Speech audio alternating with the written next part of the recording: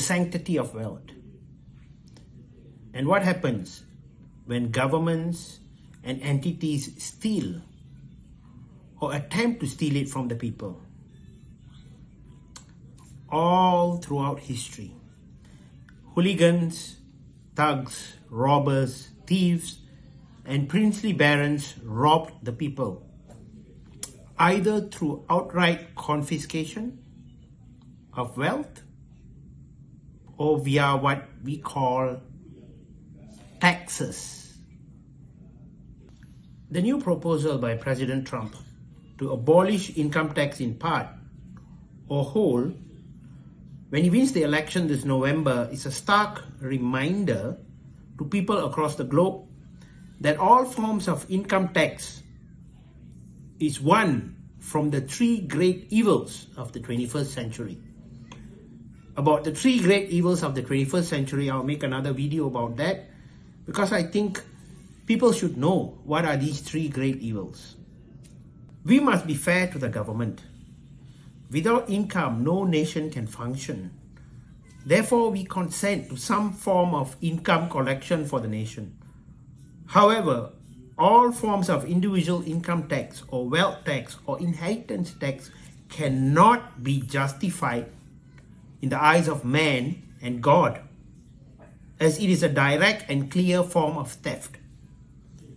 The proper taxes a nation can and must impose for its income are import and export taxes and tariffs, tax on consumption like the GST at least 18%, fuel tax at 10%. I know many of you are not going to like that, but it's necessary. And taxes on the sin industries, such as alcohol, gambling, tobacco and vaping, as well as the nighttime club and KTV activities. People who are indulging in these sin sectors, honestly, will pay irrespective of the cost. We all know that. We all do. You see, I'm not against people winding down and enjoying themselves. I would also like to enjoy myself and rest sometimes, though I don't go to these places. But people who want to do this, they simply got to pay for the privilege. For a nation to have a glorious future, the citizens of the nation must be able to accumulate and accumulate and accumulate wealth. In this infinite universe of absolute abundance, just look out of your window. We are but, very small creatures. We as minute beings are overestimating ourselves and attempting to limit ourselves where there truly is no limit. This is called shock sendiri. Humans are not that important in the greater scheme of things, and to assume that by punishing the living and those who are to be is simply cruel. To deprive our future generations of wealth is pure evil.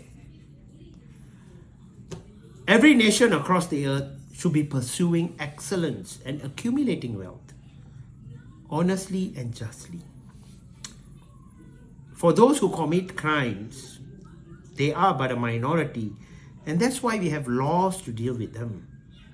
But the hardworking person, be it a man or a woman, should not be cruelly deprived of their hard work. However, if they prefer consumption and partying, by all means, tax them on these areas. Wastage of taxpayers' money is huge across all nations all over the world. Only communists enjoy this evil, this rubbish belief that we will own nothing, but we will be happy is an agenda of the communists that we must fight tooth and nail against. And anyone advocating for more taxes should be rightly labeled as a communist. In Malaysia, many have lost their lives for the glory of the nation and beat those communists in a feat of arms. It is disgusting to dishonor our heroes by embracing communist ideologies. The armed forces and our brave policemen died, suffered, were tortured by rogue elements hiding in our jungles, planting booby traps to harm our heroes. For those of you born from the 1990s onwards, you will not know nor understand the world we lived in before the Berlin Wall fell.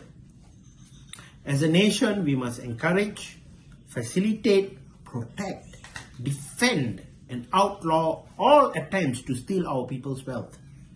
Every Malaysian deserves to live a luxurious life, and that can only happen through generational wealth. We today plant that fruit tree where our grandkids will enjoy in the future. Not let the government or anyone to steal those fruits or even the tree before it's matured. It is time to revise and amend the laws of this nation and make the proper constitutional amendment to forever ban any attempt to steal from the people. Like any company or person who has shortage of funds, you learn to budget, not steal, to cover your incompetence. Reduce unnecessary spending. Reduce government. I mean the number of politicians and not referring to the civil servants. They don't earn enough to start with as it is. They earn very little. We know who earns a lot. I want you to think for yourselves. Each generation building wealth and it accumulating more and more only brings us closer to God. Why do I say this? Simple. Every religious charity on earth is focused towards helping the poor, the needy, the destitute, and the suffering. Often the needy and suffering is financial. Be it health need or educational need or even mental need. It's always tied to money. Wealth is more than money. Wealth is the fountain upon which families and nations are built. A poor nation suffers immensely. Hunger, sickness, death fly over their heads like vultures waiting for the prey to expire. If we are wealthy, we can better help our neighbor, fund our schools, pay for our medical bills, have time for our families. The poor who have to work day and night to put food on their table have no time for their families. Poverty equals absolute misery, and misery leads to suffering. Suffering leads to evil.